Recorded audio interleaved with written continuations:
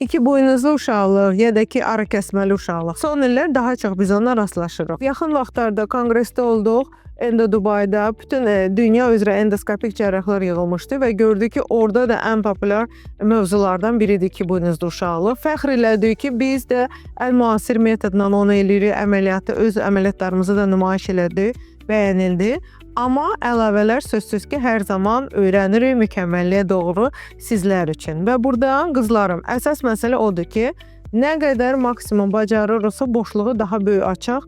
Çünki iki buynuzlu ya da ki, içində ara kəsməli olan uşaqlıq bu formadadır. Biz o ara kəsməni götürüb bu formaya gətiririk uşaqlığı ki, hamiləliyi sona çatdırmaq. Yəni normallaşırıqsa tam vaxtında 37-38 həftəyə gedən hamiləlik ola bilir. Və burada da gistroskop bizim sevimli alətimizdir. Onun xüsusi ucluqları var, hansı ki, tam o ara kəsməni təhlükəsiz formada aça bilir.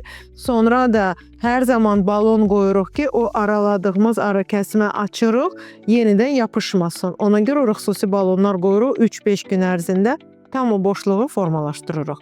Bütün bunları nəzərə alaraq gözəl bir nəticələrimiz var. Və sizə də mənim tövsiyəm ki, o iki buynuzlu uşaqlığına gəzməyin, ay bəlkə olar, bəlkə düşər. Vaxtında düzgün 3 əsas müayinəsini keçməlisiniz. Adi ultrasəs müayinəsi, 3D ultrasəs müayinəsi mütləq şəklində göstərir ki, xarici kontur var, yoxdur. İki buynuzludurmu ayrıca buynuz ya da ki, bir dənə də arasında ara kəsməlidir. Və rentgen müayinəsi, histosalpingografiya, hansı ki, bizə o buynuzların boruların açıq olub olmamağını göstərir. Bu müayinələri keçəndən sonra rahat əməliyyata girib, gözəl nəticə və sonra da tam normal hamiləliyi əldə edə bilərsiniz.